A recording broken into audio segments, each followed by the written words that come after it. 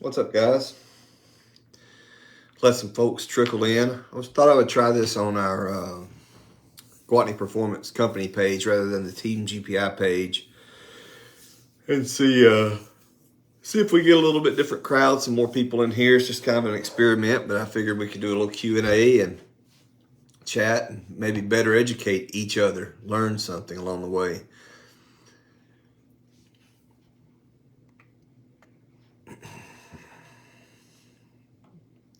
The shirts, so the shirts are ordered. They're telling me like 5 to, like maybe a week and a half, 5 to 7 days, business days. So we'll see. We'll see how long that is. But that's 3 different designs, 3 new designs that'll be coming out. Trying to keep coming up with some more fresh stuff this year. Change things up a little bit and put our foot on the gas a little bit this year. What's up, Kenny, Alex, DeAndre,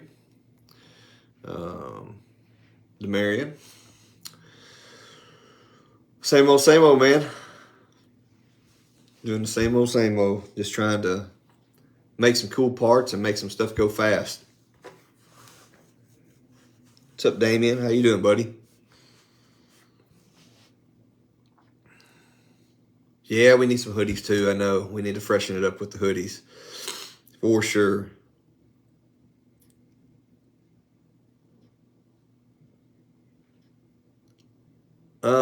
Justin, rephrase your question because I don't understand. Does Holly kill toy? I think that's a typo or something. Does it kill torque? Is that what you meant? Does Holly kill torque on a full bolt-on 2017 SS?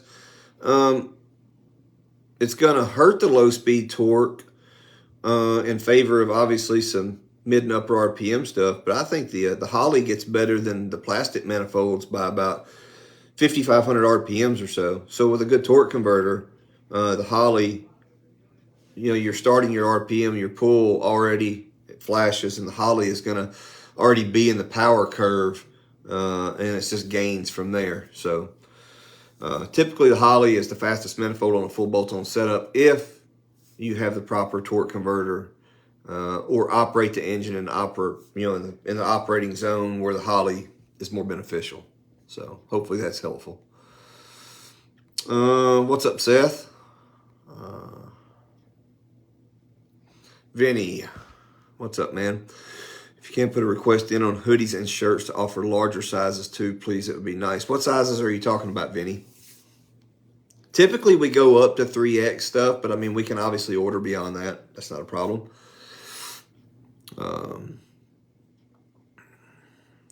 Clyde's in here watching. Isaiah, Justin. So if you get a converter, it will work better. Yeah, absolutely. If you're going to run a high ram, you definitely need a torque converter for the high ram setup. Whether that's on a bolt-on car, a cam head car, if you're going to rock a high ram, you need a converter for sure. Yeah, that's right, Andrew. That's good information as well. So the 8 and 10 speeds have a lot tighter gearing splits. So when you apply the converter clutch, that's super efficient, but you don't have as much shift drop as you did back on the 6L80 stuff for like the 4-speed automatic stuff. So that's right. It does keep the RPM higher and keep it in the power curve for sure. TJ, what do you think about the GPI drop-ins on stock ported heads? They're perfectly fine. We've run that combo time and time again, even on naturally aspirated stuff. A lot of times, TJ, people will run those pistons and rods in preparation for maybe future boost. And I'll kind of piggyback on this question. We get this sometimes too.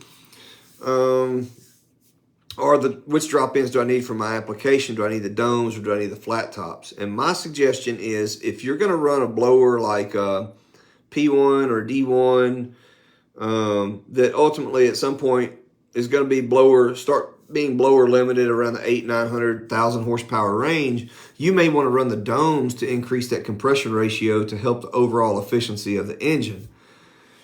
one thing that's going to do is going to make the tune-up more sensitive at a higher compression ratio. So your tuning window is a little tighter, but we do it very often to squeeze the most efficiency out of those combos running the higher compression. If you're going to run a big blower, a big F trim or 2650 or something where you're ripping, 20 plus pounds of boost and you're making, 4-digit plus power, the lower compression drop-ins will probably be a better selection for you, because not only does it widen your tune-up, but you're putting so much more boost in there that on the DI stuff, or a lot of guys are running pump or pump fuel with methanol injection or E85. It's just a little easier to tune and will still support that big power. You don't need to be so far on the edge on the tune-up on that 4-digit power stuff, when airflow isn't the limitation of your power capability, if that makes sense.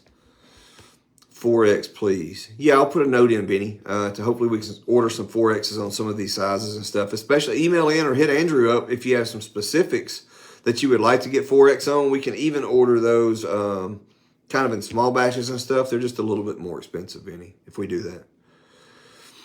Freddie, is 3C 3600 style too much converter for SS1? No, that's not even too much converter for a bolt-on car, Freddie. Look, I talked about converters a little bit before, but I'll talk about it a little bit more in depth, kind of quick right now. Basically, look at what RPM your engine makes peak torque. Typically, a bolt-on car, that's going to be 44 to 4,600 RPMs. SS1 is going to move that up to probably 5,000, 5,200 RPMs. You want your converter to go ideally as close to possible, or maybe even just a little beyond peak torque. You don't need to be below peak torque ever in performance regards. There's no benefit to launching the car below peak torque.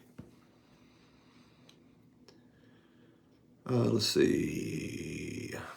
Austin Stoll, this isn't really a question, but dyno prediction on my car, twin turbo 57, this twin 57s on the red car in the shop. Austin, I actually did the base tune on the car to get it fired up, but I'll be honest with you, I've slept since then, and we've got so many builds going on, and I don't know the exact builds on the shop or build specs on your build. But I mean, twin 57s is still plenty to go 4-digit plus. I don't know what your power goals are, but as long as we have fuel system, 4-digit power shouldn't be a problem, Austin. And I don't know if you have a specific power goal or not. Hopefully you'll reply back in here with some more detail, and I don't think we'll have a problem. That setup on that car makes pretty good power. We've done several with the AGP setup like that.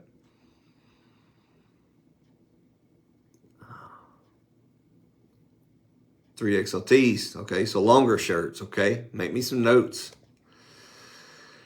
Jacob, I just ordered the 5.3 swap to 6.2 manifold and throttle body. Will I notice a difference on a Silverado? Yeah, typically, it depends on what your setup is. You're not going to notice a ton of seat of the pants difference on a bolt-on setup, but as airflow requirements increase, in example, like a cam setup, cam head setup, obviously, you're going to notice some more benefit with the L86 manifold and the larger throttle body on the L83 or L84, whichever engine you have. I don't know if it's I don't know if you have a 14 to 18 truck or 19 newer, but regardless, the manifold service is the same for both. So, what converter do I recommend? Justin, did I miss another question? So Justin, what converter do I recommend for what? What are we working with here? AG, yeah. AG's up in here.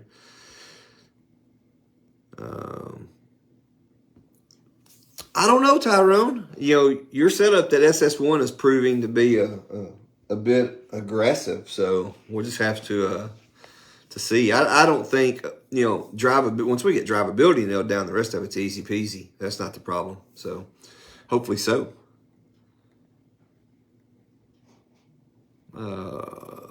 David Vela, hope I pronounced that right and didn't butcher it for you. Just got your Max 2.0 heads. Andrew's great to work with in customer service. I completely agree. Andrew's the man. He's very thorough. Never answers a question he doesn't know the answer to without finding the answer first. In other words, he's not going to BS you, and he's always going to take care of you. Andrew's great. Line up, oh wait. Tyrese, what style would you recommend for a nitrous car? So a nitrous car, you're gonna want about the same RPM flash as you would on a typical NA car. You're gonna want the converter to be a little loose on the bottom like that, so it doesn't hit the tire as hard, in my opinion. The difference is you're gonna have to spec the converter for the nitrous build because, okay, so you got a 550 rear wheel LT setup or LS setup, whatever, and you throw 200 horsepower nitrous on it, or you're going to pick up a ton of torque. So now that NA converter that was perfect is too loose for the nitrous. So Tyrese, what you want on the converter RPM wise is about the same as what you'd want on an NA setup. The difference is you need to have it spec'd with the weight of the vehicle, the gearing, and the torque and power that it produces on the nitrous. They have to take that into account. Otherwise, the converter could end up too loose if it's spec more for like an NA deal. Purchased the SS4 NFC cam. Was planning on doing remote tuning. After install, do you have a baseline tuner you send for start? So basically you send your tune out of your car if it's a stock tune or whatever. If it had been tuned before, it doesn't really matter. Send that tune in to me, Tyler, and I have basically a template file that I start with that I'll apply and make several changes in your file. We'll shoot that over to you, whether it's me or Ben, and you'll log it from there, and we'll fine tune from there. Log revision, email exchange until we have it slicked up.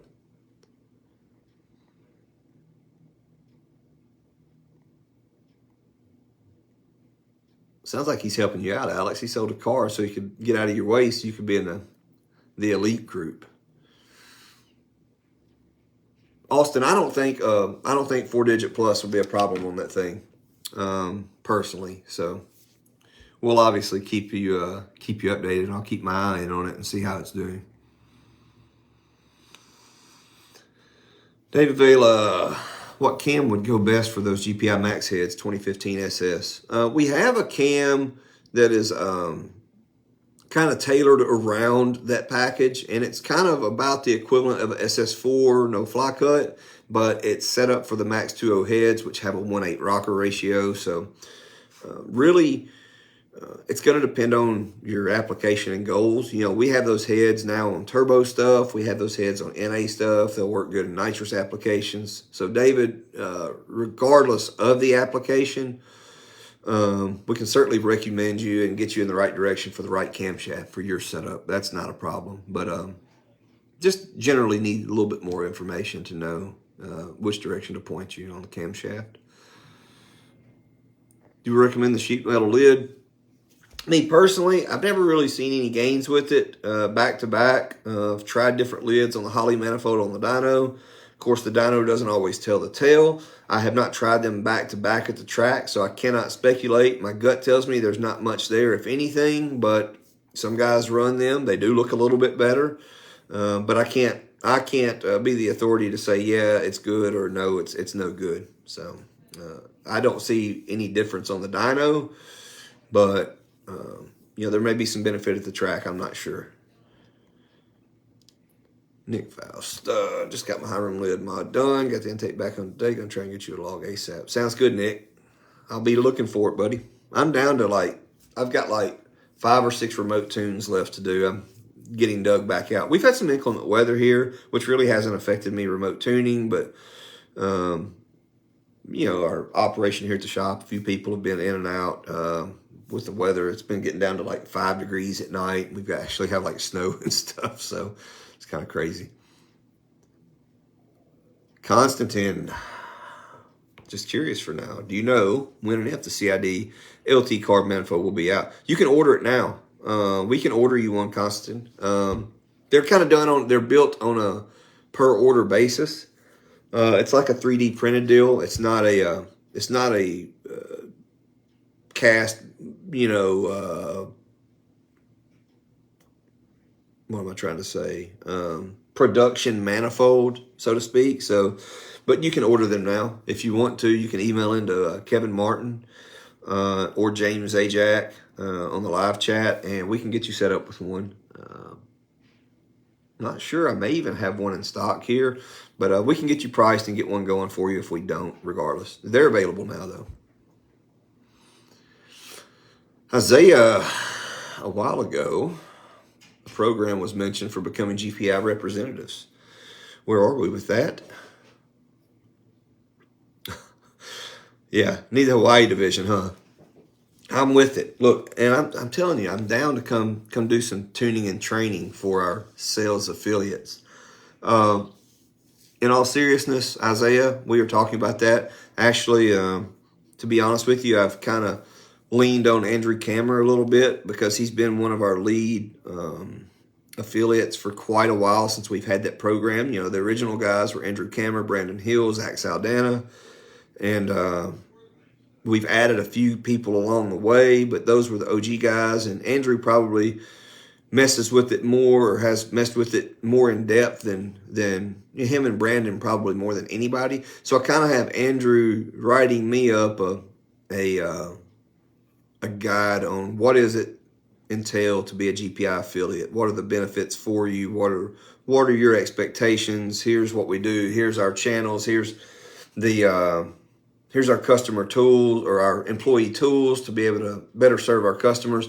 I'm getting him to put something together. When I have that put together, that's something I can release in a packet to affiliate prospects, then that's something I want to get started on ASAP. So we're not far from that at all, Isaiah, I promise. Let's see. Chili gutter cam.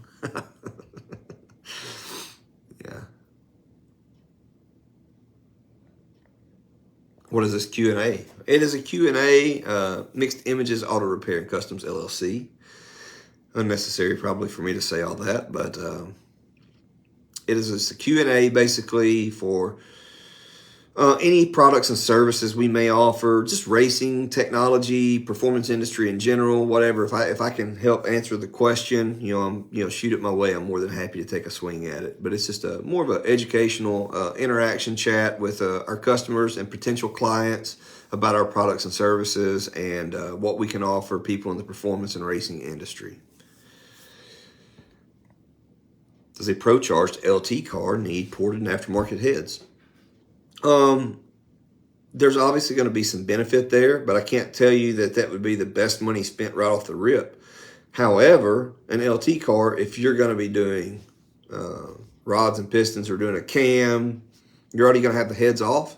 So it makes the most sense to go ahead and get it done because nobody would want to do it twice. Who's going to want to do that after the fact and pay that labor expense and time down to get that done all over again? So my suggestion is, while it's a part, do it. Are you going to see a ton from it? No. Ported factory heads, 25, 30 horsepower. So on a boosted car, you could say, okay, well, I'll just run another pound of boost and probably make that up. But at some point, ported heads are going to exponentially be worth it, especially on the exhaust side of things. You're going to need to get the spent gas out. So on the low and mid levels, the ported heads aren't worth it a lot on a piece of paper. But like I said, it's already a part. I would just go ahead and consider doing it while it's a part and save myself the time later down the road. Any word on the affiliate program? Reference about 2.5 minutes ago, Tyrone.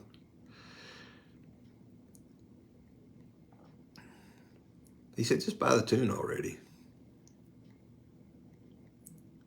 What's up, Antoine? Man, I got all the island guys in here right now. Scrolling.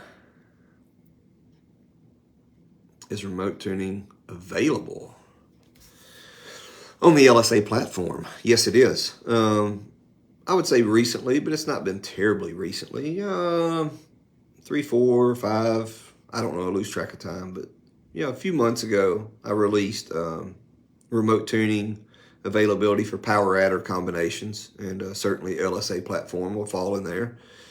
We can accommodate that, most certainly, not a problem at all. Just follow the guide for the remote tuning. Basically the process of here's how it works. Read up on the the videos, how to's, how to do the software and everything. We have all the information there for that, and that's that, man. Yeah, we can get it rocked out for you, Ashton. No problem.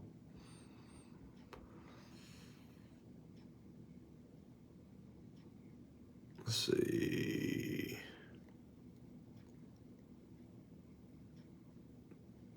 Somebody replied about the lid. No gain, just mainly looks. Tyrese, if you think a 6FPX would be good for the nitrous setup or super specific specs. It doesn't have to be super top secret spec converter, but 6FPX is a max effort NA converter. Let's put this in perspective. If you have a stock bottom end motor or a stock cubic inch engine, that converter goes 5,500 RPMs flash on a NA engine. If 150, 200 horsepower nitrous could loosen that up easily over 1,000 RPMs. So you're going to run out of converter really fast with a 6FPX. It's going to be way too loose for nitrous stuff. You'd probably want to tighten that up down to like maybe something like a 3F, maybe a 4F. An ideal nitrous converter is going to be a little bit too tight on motor, unless you're spraying a really small amount of nitrous. Really, it just depends on how much nitrous and how much power it makes.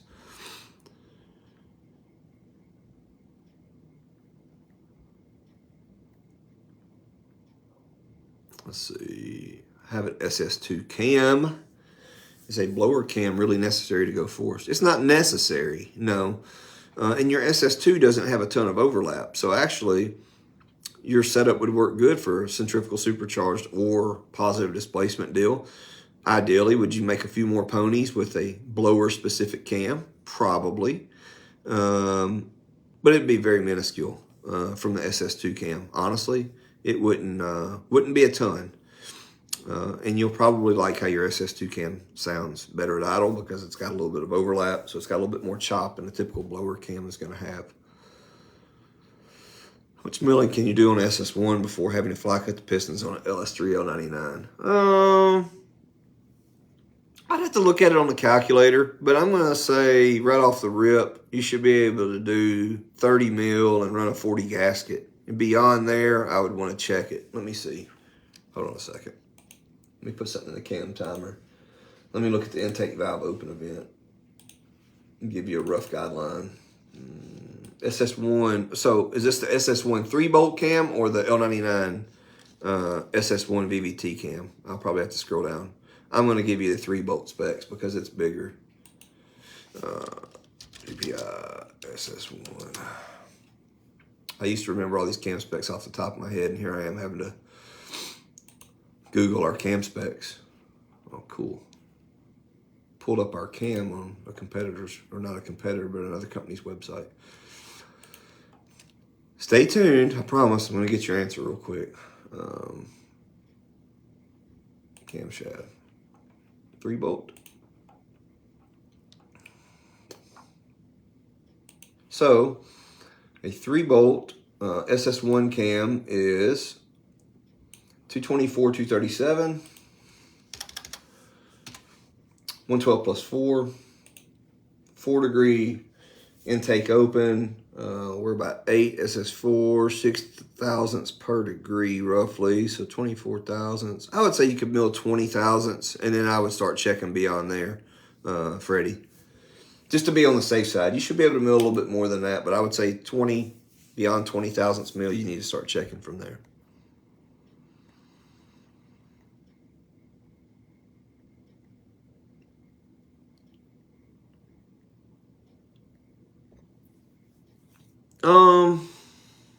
High ram.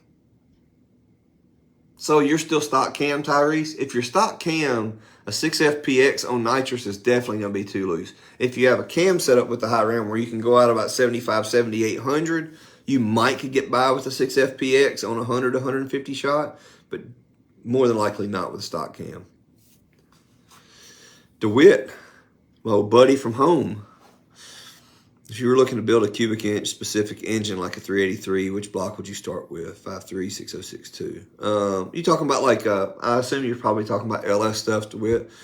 383, it depends on how you want to get to 383. I think you can even build a 383 out of a 5.3 block. It just has to be a,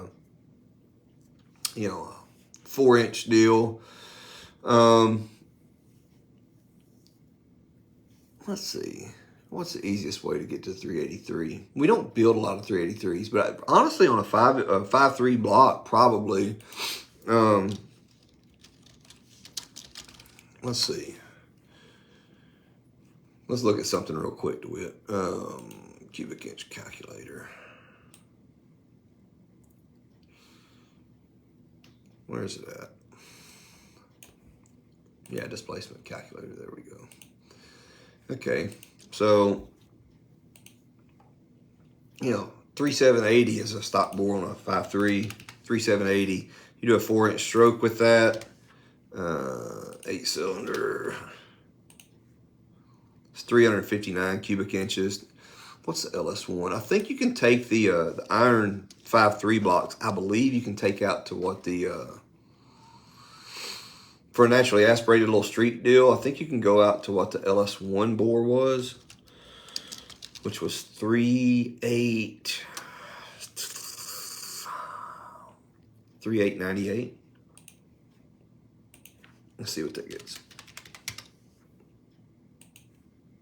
That's 381.88 cubic inches, DeWitt. You could also build, like a 6.0 block, 4-inch bore, 4-inch stroke is a 402. You'd have to do something, mediocre stroke, like a 3.8. 3.8. I think the L8T crankshaft is like a 3.86 stroke or something, somewhere around in there. There's a 388. You would have to do something odd to get exactly 383 cubic inches, but it's doable. Real common one, though, DeWitt, is a 402 to 408, which is 4-inch bore, 4-inch stroke, and that's going to be on a 6.0 block, or a 4030 bore, 30 over, with a 4-inch stroke is going to be a 408. Let's see what we got here. When can you get your Only Cams shirt? They're ordered. They told us they should be 5 to 7 days, but we've had some inclement weather around here, so I don't know if that's going to delay things any or not. As soon as the shirts arrive and we get those received into inventory and sellable, I'm going to make a post. We'll make a post with links so you guys can jump on that and buy some fresh apparel. Cody, I just inadvertently answered your question at the same time. Let's deal with the aftermarket 10-speed converters. Seems like they're hitting this on performance. There's just some engineering challenges from talking with Chris at Circle D. There's something about the way the converter is designed with the lockup clutches and everything that's making it more difficult to get that real aggressive flash speed out of them down low. So I know it's something they're tirelessly working on, and they just released a newer model that's a little bit better. We haven't got it in a car to test yet, but it's my understanding that it is an improvement. So they're going to keep on keeping on. They're going to end up getting that thing licked for sure. It's just the 10-speed was just a little bit off from what 8 and 6-speed stuff was. They were pretty Johnny on the spot with that stuff and had some pretty good options pretty quick. But any of the multi-disc lockup converters are hard to get a lot of flash speed down low versus like a non-lockup, 3-speed converter or something like that. ProCharger build, stock cubic inch. What's your opinion on intake manifold and throttle body sizes? What kind of power goal are you talking about, Dylan? Like, typically my go-to is going to be high ram and 103 throttle body. That's typically my go-to on most ProCharge stuff or NA stuff that's not something exotic or something a little outside of the box, shout out to Brandon Hill for sure. He's been one of the OG guys that's been here with us. Even before he was a sales affiliate, he was a customer. And that dates back to, I don't even know what year Brandon became a customer, but it's been a long time, several years. He's been rocking with us and supporting us, flying our flag. Very appreciative of Brandon. He's done a lot for us over the years. Andrew's top notch as well. Butch Payton, regarding my truck, would you recommend doing a custom ground PD cam when we do the drop-ins versus the stage one I'm currently running? Butch, I don't know. I mean, if we're going to stay 93 octane and not really swing for the fence on making any power, I don't really think it's going to be very beneficial to do a custom PD cam from where you're at right now. If we were going to, target some higher power and, add some fueling to the truck where we could either run, flex or have meth injection or whatever, we would do something a little different if we were going to run some more boost in that scenario. But I think the cam you've got right now will work really well with the 2650 for your power curve, keeping it very, very torquey and that good under the curve power. I think what you got would be just about as good as anything I would do custom for your power range.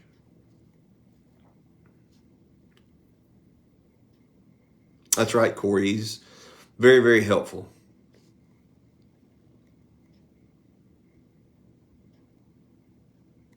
Yes, Tyrone. I like all of that. CID top in after the SS1 and stock heads, for sure.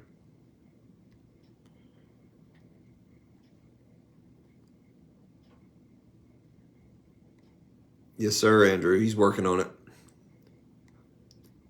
Jumping hurdles between, weather and no power. And so, yes. It's me. It's me, Raven. Let's see. How long is the HP tuners going to be out of stock for y'all to ship? Any idea?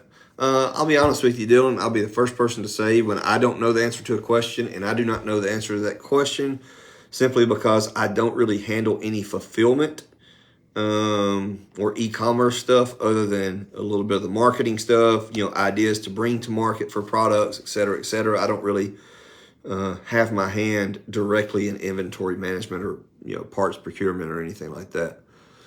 And then the next comment down is Raven, which is Zach, which works in fulfillment back there. It says HP tuners are in stock. So there you go. Andrew says, Ryan, if we get low on questions, talk about the Spintron testing, your thoughts on the results, and specifically what we learned about the 1513 versus the 1209. Well, we're not low on questions, but I will touch on that a little bit. So our Spintron testing for our LT, what we're going to call our 9K package, it's a Track Attack R, basically, a race version of Track Attack setup with revised CID heads specific for us at GPI. 800 lift hydraulic roller setup, and we Spintron tested this back in the spring of 2023, March, April range. And we have a stable valve train, 800 lift hydraulic roller, actually 803 lift hydraulic roller, to 9,000 plus RPMs. We actually spun it up to 9,350. That's 9,350 was on the edge of acceptable. 9,000 was silky smooth. So we tried, obviously, different cam lobe designs. We tested different lifters, push rods, blah, blah, blah. Springs, obviously, was a big thing. We tested some Manley springs. We tested some PSI springs, some PAC springs. So we settled on the PSI 1513. I like the finish on the spring. And durability-wise, you have to understand PSI and the 1209X spec-wise are pretty close, and both perform pretty close. The 1513 was ultimately the best spring we had, but the 1209 would also go 9,000 RPMs. But this is where it's a consideration for us. If I look across the industry at what other top programs are doing, and I'm talking about elite programs, when you look at like NASCAR and other things like that are crazy endurance, crazy abuse over time, PSI is their valve spring of choice most of the time.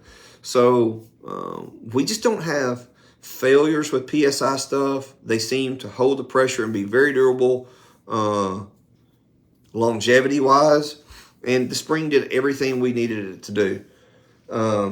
It was very, very good, and I can't wait for that stuff to completely release. It's going to turn some heads and open some people's eyes on the capability of what's actually possible to be done in a world where people say that you can't do this stuff, right? Who can run 800 lift hydraulic roller and keep the valve train happy with a 500-pound open spring at 9,000 RPMs? We can. I don't know of anybody else that's doing it because I don't think there is anybody else. But yeah, we certainly wanted to push the envelope and try to move forward with innovation, and that's exactly what we did. I'm ready for the package to hit the streets and hit the ground running with it. So stay tuned for that. Matt Atkins, 16 Camaro SS A8. 2300 LT full pump, injectors, car making 650. Car making 650 at 14 pounds, having problems with E85 only, able to do E40. So what is your fuel system? LT4 and meth. Yeah, so if you have a stock cam and you don't have a bigger fuel pump lobe, you definitely would benefit from doing a fuel pump with our, I would do our stage 2 PD cam personally. That cam supports, lower power levels all the way up to 900 plus horsepower. I've seen it. It's crazy. And our stage 3 cam is made up to like 1200 plus. So I would recommend you do our stage 2 PD cam for the LT. That should help you with some of your fuel flow limitations if you're still on the stock fuel pump lobe, Matt. Yeah, Jeff, to me, a small amount of nitrous is 100, 150 horsepower. That's kind of, I don't really even start less than that anymore. I used to back when I was scared of nitrous many, many years ago. Eli says my converter's working. Is it working your nerves? May have a new converter for you to swap in, Eli, and we get some data on this other one.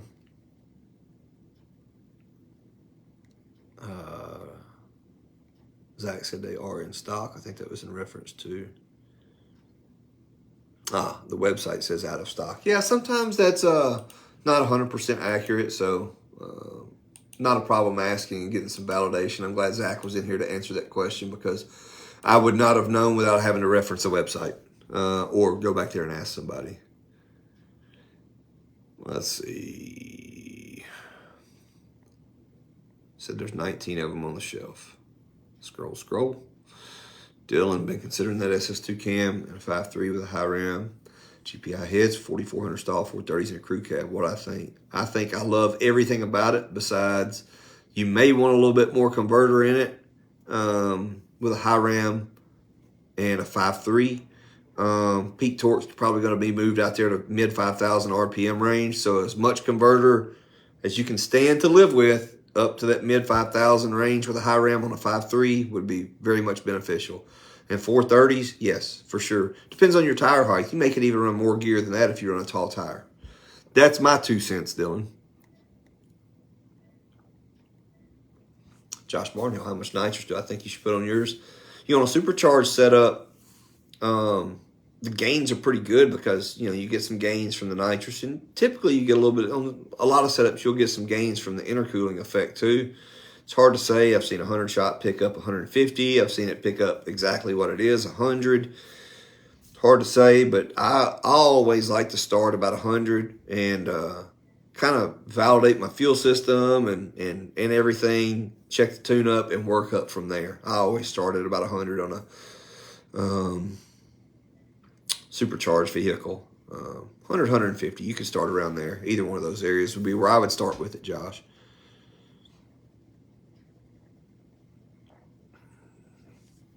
What's my opinion on SBE versus a stroked out engine? Francisco, honestly, I mean, cubic inches are always going to have the advantage. Do they always win? No, they don't. So a stock bottom end engine is pretty efficient. It has a shorter stroke. Um, I think there's less parasitic loss in the stock bottom end engine than the stroker engine. There's less windage because of the shorter stroke. That being said, cubic inches is cubic inches. You can't, you know, the only way you can make a small engine outpower a big engine is if you can turn a lot more RPM than the big engine. But in terms of LS stuff, let's talk about, 125 stroke stuff. You could build a 454 and still turn like 8,500, 9,000 RPMs. So, unless you were building a 400-inch engine or 376 or something around there and going to turn it 10,000, the big engine, a lot of times for a lot of the applications is going to have the advantage. You'll have a better power curve and more power capability. It's pretty easy with today's technology and the parts and stuff that we run and employ in our builds to figure easily 2 horsepower per cubic inch. So think about every cubic inch you adding 2 horsepower for every cubic inch above that stock bottom end, 376-inch cubic inch, and look at how much power that there is on the table there. That's the way I look at things. Stock bottom end stuff is just if you're trying to push the envelope with that platform just to go run a number to try some personal goal or a micro record or something like that. Cubic inches are always going to have the advantage as far as this stuff goes. You have a lot more chance to win with more cubic inch, make a lot more power, in my opinion. Kenny got a 09 SBE G8, plan on doing an LSA, SS3 cam, or PD stage 3 cam. Yeah, 3,800 range, 4,000 would be a pretty good converter for that. The PD3 isn't a super torquey cam, so you can get away with a little bit more converter than that even if you wanted to, Kenny. But it makes peak power and really likes to RPM out there really well. So it makes a really nice flat torque curve, but it's not as torquey as like our PD1. So you can stand to get away with a little bit more converter than that, but that would be enough for it, Kenny. That would work for sure. Any recommendation on sensors to add for data? Well, Constantine, if you have data acquisition, something outside of HP tuners that you want to add some data to, a program you use or hardware you use for that, like we do with Holley.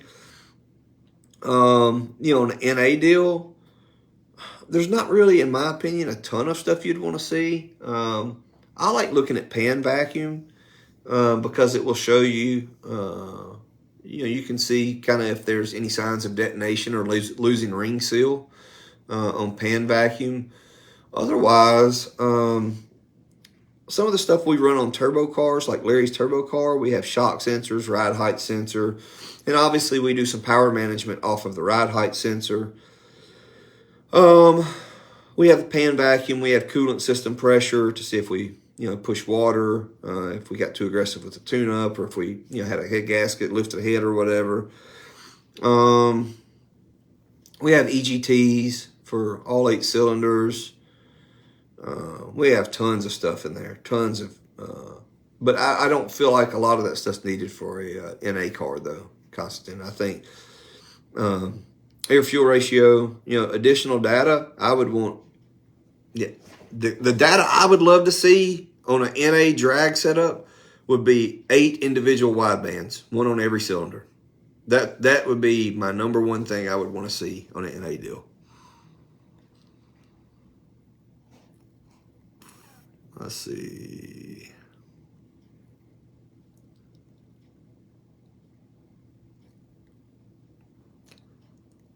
Isaiah, we're going to call y'all's division the Island Boys.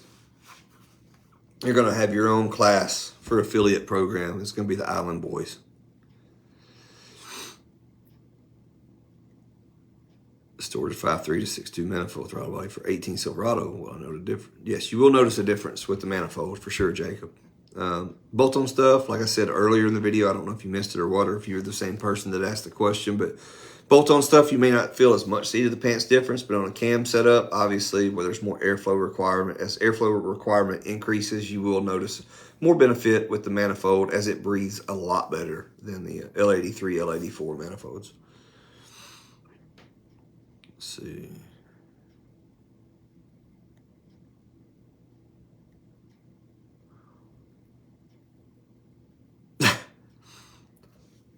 Jesus, reply to my email.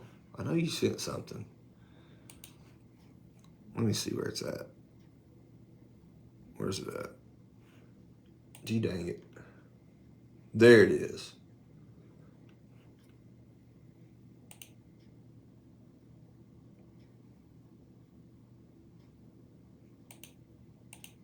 What? Okay. I'll get you fixed up. Where? I thought you had a ticket too. I swear, man, I'm losing it.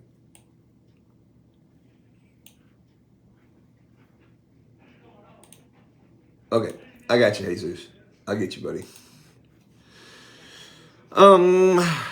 Just curious to what you would recommend. Oh, on the nitrous. Thanks, Julian. Appreciate it, brother.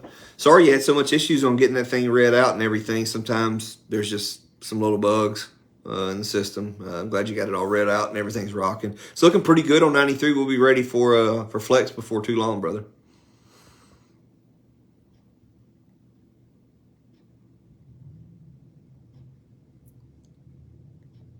Let's see.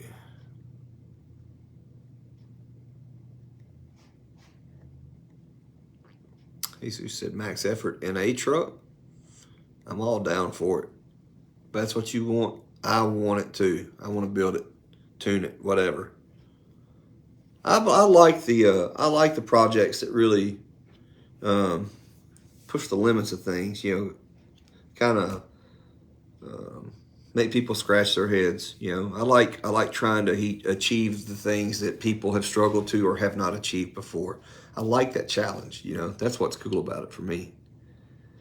How long for a spec cam? Not too bad. I got pretty well caught up on my cam sheets where we got blasted over the holidays. Like, I only have one cam sheet I haven't done yet.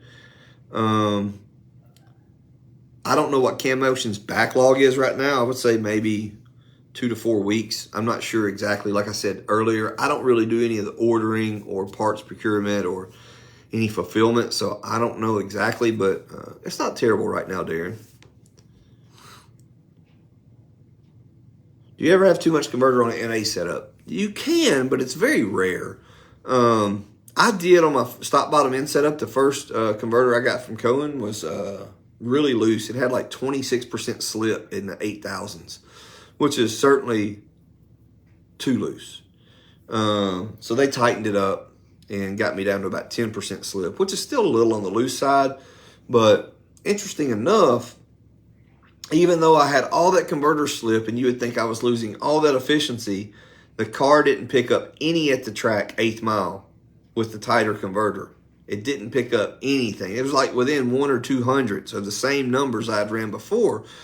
The difference being, though, that I got all that RPM back. I was just blowing through the converter before and was 8,000 plus RPM at the 8th mile. I couldn't have even made a quarter mile past the converter was so loose. So, yeah, you can have too much converter, but it's very, very odd, very rare.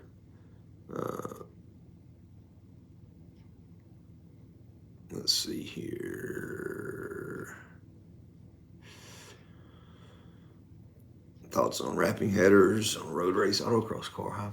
I think it's great. I wrapped them on my last 2 setups. I have my headers wrapped to keep the heat out from under the engine and in the exhaust. I've always read and been a believer that keeping the exhaust heat in the exhaust helps the velocity of the exhaust and helps the exhaust system. I don't know if there's any truth to that, but it makes sense to me, and I like keeping heat out of my engine bay. So I would go for it, Mike.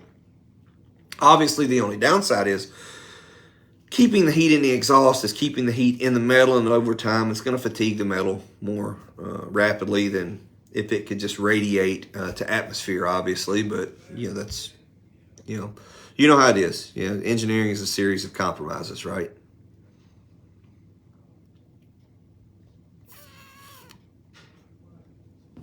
Do I have any carb LT race cams? So we do have cams that we do for carb manifolds, but they don't really vary from what we see on high ram stuff. I've never had a cam that needed to have, or unless you're talking about actual carbureted LT, we would need to make some adjustments since the carburetor actually needs to see some signal there for fuel. But yeah, we can do that. I mean, I do carb LS stuff all the time, but I haven't done any carb LT stuff. Most everybody has kept direct injection or at least port injection on that stuff that I've done. Not a problem to do one though.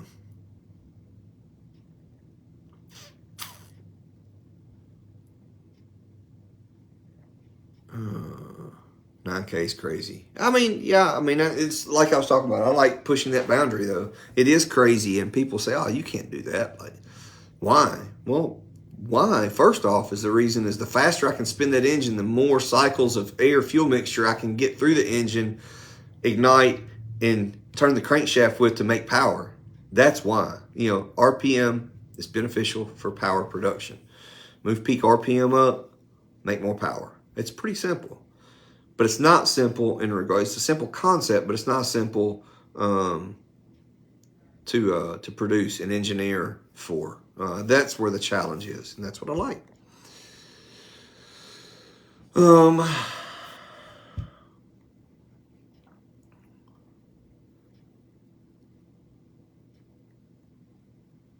The more I hear about this SB information, I may never go stroke or just buy another stock motor. I mean, they're fun. Don't get me wrong. I mean, bang for buck, you can go really fast with them. There's no doubt. There's just some advantage for cubic inches that you just can't. At a point when you're going max effort with both of them, and you're really twisting the dial to 11 on both setups, you know, cubic inches have the advantage, no doubt. I'm anxious to see, Josh, because I don't know what kind of intercooler back pressure restriction you had before, and I don't know how much it's going to increase it, but I wouldn't be surprised to see 30 to 60 horsepower, honestly.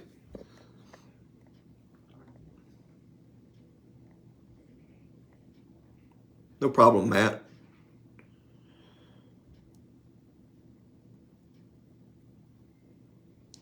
I think we can get to 560, maybe 570 range. That's normally SS3 range, but your setup is pretty efficient, Tyrone. What's up, Chris? For 8th mile racing, would you recommend 2650 over Pro Charger? I like the 2650 better than any Pro Charger besides maybe an F1X. That's just my opinion, the 2650. I want to tell you, 5 years ago, I would have laughed in your face if you would have told me you could take a PD, Magnuson setup and outperform most of the centrifugal setups. I mean, they were just previously, to me, they were all heat boxes. They weren't super efficient, and they didn't have the power making capability of the Century stuff that I had my hands on back then. I'm telling you, I would, Kevin's car ran circles with a Pro Charger on it around the Magnuson shop car at Camaro Fest one year. I remember making a post and was like, wow, just embarrassing. Then the 2650 came out, and I'll be the first person to say it shut me up. I mean, it changed my opinion. I mean, that blower is nice. The 2650 is capable of making a lot of power. I love that blower. So yes, I would recommend it personally, especially on a heavier vehicle, because the torque curve is going to be better. How long does it take for an email reply? Usually 3 to 5 days, Jesus. Sometimes quicker than that. It depends on what's going on. How much nitrous could a stock bottom in LT1 take? I mean, guys have sprayed, 150 plus, but, if the tune-up, if you ever miss the tune-up, bad fuel, whatever, if it rattles and detonates, it's going to break a piston. So they're just not as durable and forgiving as a stock bottom end LS3, which is why I don't even try to do any power adder stuff beyond just low power stuff on stock bottom end LT1s. 427 with a 9K package, yes. Or 440 or 454 with the 9K package, even more yes. Learn us about piston velocity. So piston speed is a good topic. I don't know that I have a ton of time to go into detail on it here, but you know, if you look at the highest performing engines in the motorsports industry, I would say the most impressive engine is Pro Stock. And what they have figured out over the years is they have found a piston speed that works well for them with the hardware they have to work with. And obviously there's some limitations in Pro Stock. But I'll say this, you can do long stroke combos. And depending on the rod length, obviously piston speed can get up there pretty good on short rod combos. I would say, in my opinion, the downside to fast piston speed, abnormally high piston speed, the downside is going to be, obviously, it's harder on your hardware. It's trying to rip the piston pin out of the bottom of the piston when the piston changes direction at top dead center. The thinnest part of the piston pin boss is the bottom side, right? So that's a consideration hardware-wise. Second thing is abnormally high piston speed pulls such an aggressive signal against the cylinder head. If the head is not ultra high flowing, if it's not a just extraordinarily good head, your piston could outrun what the cylinder head can provide, in my opinion. That's what I've come up with research, and why I've always tried to keep rod ratio in a specific range. Because if you look at engines and you analyze the data and you look at how efficient LS3s are or LT1s, look at the rod ratio, and then look at the rod ratio Pro Stock runs. Look at the stroke of the engine. You'll find that the rod ratio is pretty daggum close. So, people over time obviously have experimented with rod ratios, and there's people that have different opinions on rod ratio and piston speed, but I think that has to do with the hardware they're using. So we try to keep things in a happy zone that works well for us. But my little 454 engine, some of the 454 stuff we do has pretty high piston speed. But we also, atop of it, have a pretty badass cylinder head that can keep up with it, at least at the RPM range we operate. That's a really good question, Skylar. Probably the best, most technical question so far. I like it. Appreciate it, dude. LT1 NFC versus SS4. SS4 makes more power. The LT1 NFC is a compromise cam. That's for guys that don't want to fly cut, but they still want to make pretty decent power. The SS3 can outpower the LT no fly cut. If you mill the heads and put it at the same compression, the SS3 cam will make more than the LT NFC. So it's just a compromise, really. If guys don't want to fly cut, that's the cam for them. If they do want to fly cut and bump the compression, the SS3 or SS4 are better options. What's going on, Derek? Will we release the 9-case CID heads, or just R&D project? It's probably going to be a package, because it's not just as simple as you get these heads. They use longer than stock valves. They are 7mm diameter valve stems. The rocker pedestal location has been rotated, so it has to use adjustable rockers. So Jace, it will be more than likely a package deal. But yes, it will be released very soon, actually. M5 versus E85 and LS-NA application. Is the juice worth the squeeze? Yeah, in my opinion. M5, methanol fuels just, especially M5 with the additives in it, they just make more power. You could easily probably make 30 more horsepower with M5 over E85 on most NA setups that have a little bit of compression in them, Derek. Not to mention the torque curve is a good bit better too. I mean, it's everywhere. It's not just one spot through the curve. It's everywhere.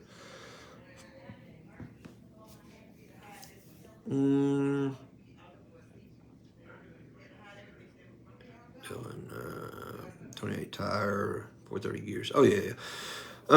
So this is in regards to the 5.3 deal. Yeah, I mean, Dylan, I would still encourage you to get a little bit more converter in there if you can. The 4400 will work, but it may be a little soggy on the bottom end still. You know, you're going to need that converter to actually flash 4400 plus. So if it doesn't hit the mark, you may have to get it restalled or even look for a little bit more converter flash. I don't know how far I am behind on these comments because these guys were just laughing at Island Boys, and I said that like 10 minutes ago. So I don't know how far I am, guys. I'm just trying to keep up as best as possible. I don't know that I'm the best, Jesus. I'm just trying to do me, man. Oh, let's see what else we got here. Cam Motion has been about 4 weeks out. Okay, there we go. I was not too far off for a guy that knows nothing about what's going on, hardly, it seems like. Why not ceramic versus wrapped? I think for a lot of guys, it's a cost, Chris. I mean, ceramic works really well, obviously. I think it comes down to cost for many guys. For me, before, it was just like an afterthought. I had a cheap-ass set of headers on the car that I had built nice collectors and stuff for, and I was like, I was almost at the point of ready to have it in the car, and it was just an afterthought. Man, I would like to keep, some heat out of the engine bay, so I just quickly wrapped them with the titanium wrap or whatever, the exhaust wrap, the DEI stuff or whatever.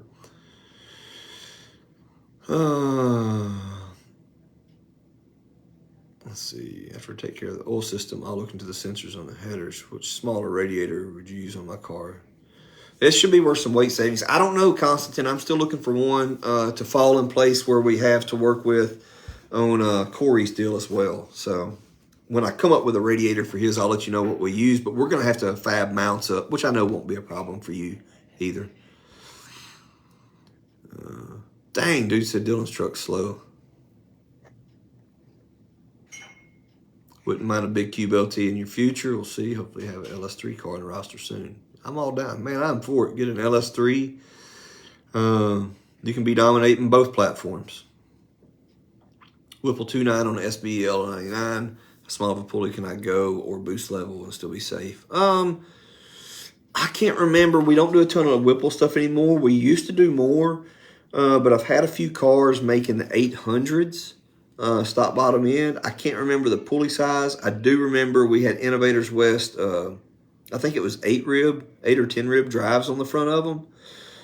But I would target, 16, 15, 16 pounds of boost is plenty safe with good tuning and good fuel.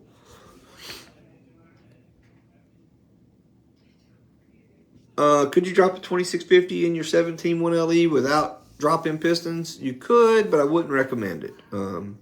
As I said earlier, you'd have to pulley the thing to where it doesn't make very much boost at all to stay well within the safety limits of the factory rotating assembly. Can you make a lot of power on stop bottom end? Yes. Is it as durable as the LS3 was back in the day where you could make 800, 900 rear wheel reliably? No, it's not. So in the event, Joe, of a rogue, event like detonation from a bad fuel even could cause you to have an issue, it's going to crack a factory piston sooner or later when you have an issue. They all do eventually. And, now you have a repair on your hands, blah, blah, blah. So we always recommend the drop-ins from the rip when guys are putting power adders on, just because I don't like working on the stuff twice, I say do it right and do it once. I like to try Whipple 3.8 on my built 416. Jack Wayne, do they have a 3.8 for the GM stuff now? Because a 3.8 would be nasty. And the 3100 Eaton, the Maggie deal was going to be something I was looking forward to as well.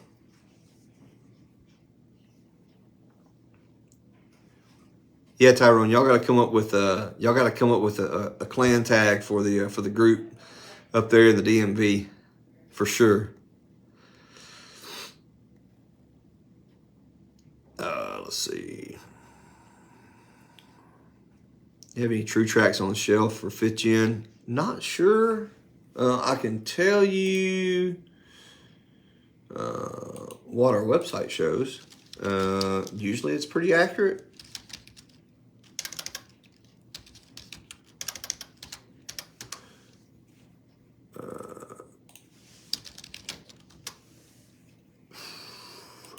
Eaton True Track. They say shipped from manufacturer, so it looks like it's out of stock right now, Rich.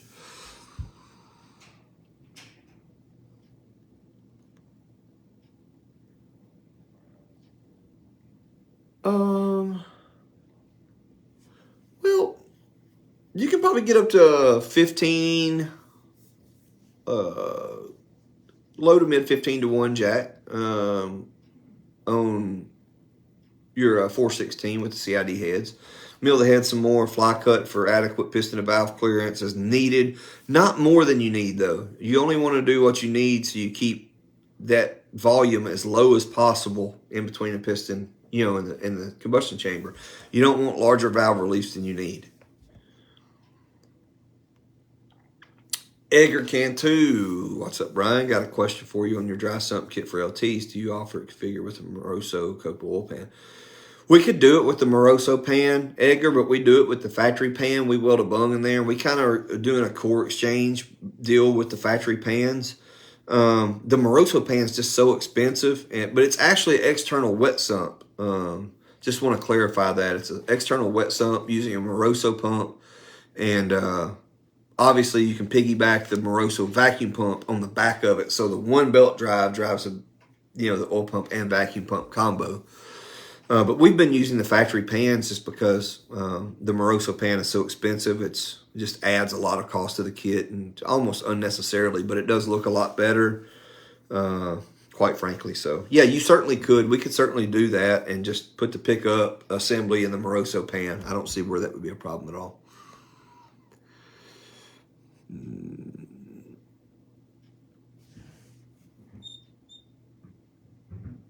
Let's see what this is. I said not in stock, and Zach said they have one True Track in stock. So there we go. For high stall converter, what's a good starting point for launch RPM? That's a good one. That's a good question. That's going to vary on the converter. So I've had some stuff that flashed 5,500 plus that liked foot brake 2,000. And if I pushed it up past 2,000, it didn't go any faster or it slowed back down a couple hundreds. 4,000 range. So I would say just play with it and go 2,000, 2,500 and work in 500 RPM increments upwards and try to find the most it wants without going backwards or slowing down. Your opinion, manual LT1, would you prefer setup with broader power band, but perhaps more modest upper RPM limit or more aggressive high RPM setup? On a manual, I think average power is more important. That's why I don't like speccing the really, really big cams, because you're limited to the RPM drop that you have mechanically on the gear changes. So you don't have a torque converter to rely on to soften it up at the bottom of the gear to keep the RPM up. So I think smaller cams with a wider power curve, more average power under the curve, and that shorter RPM range are going to be better on a manual car.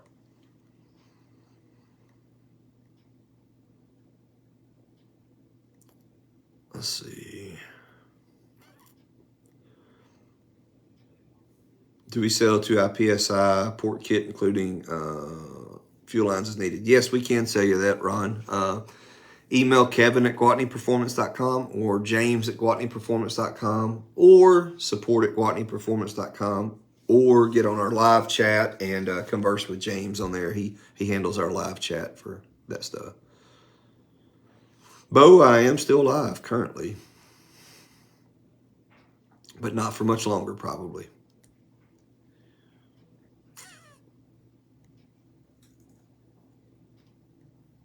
Let's see.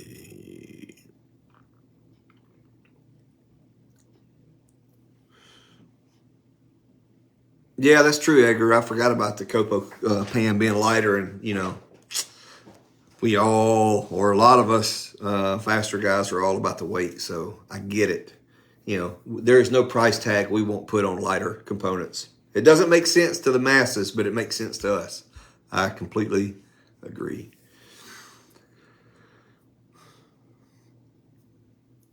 What's up, Frank? guys joining in.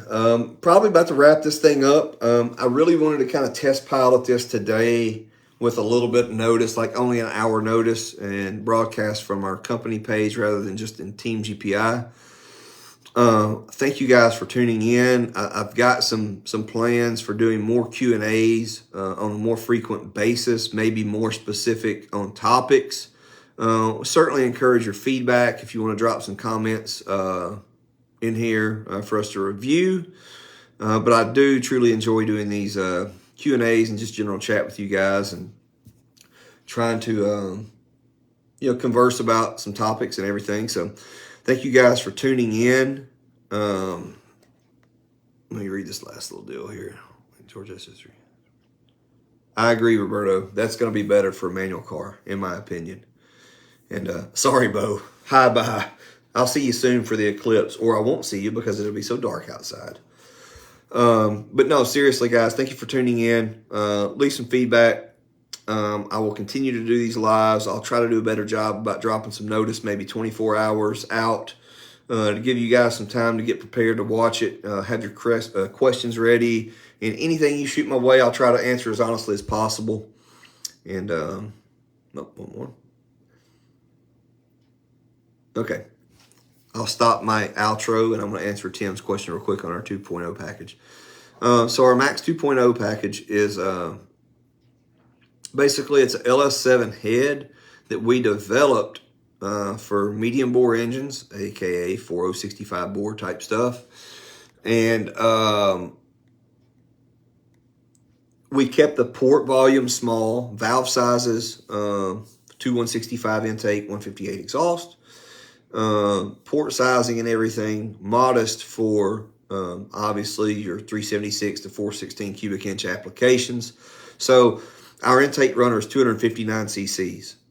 Port velocity is amazing, and it just overall is a badass head because you have the raised runner of the LS7, but you have the small high velocity ports like you would have on an LS3 head.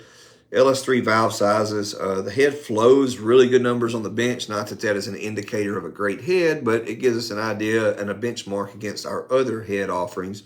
But the port velocity is where it's at. The airspeed on a hydraulic roller engine, low valve lift, that's working a modest RPM range. Most guys are in the 7,000s, on the high side of things. So it works really well in that range. That's our second version, basically, of that head. And definitely the best we've offered so far. So hopefully that information is helpful for you. But that's what our Max 2.0 head is. It's an LS7 head, but it's high port design, raised exhaust port, right? Everything that an LS7 head is, it's just designed with port volumes and valve sizes and a bore size in mind for a 376 inch to 416 cubic inch engine, more of a medium bore setup like that. Certainly you could run them on 427 power adder setups like turbo and stuff where you don't want big ports and huge valve sizes on that, where flow and efficiency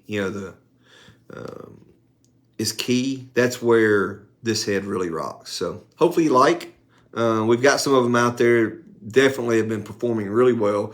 I've got some on a car that's going to do sick week, I think, upcoming. So I'm anxious to see, get some feedback on the heads on that turbo setup and see how they do. And we'll keeping on. Thank you guys for tuning in. I love doing these. I'll schedule some more, maybe some more specific topics to keep it less random and more specific, streamlined.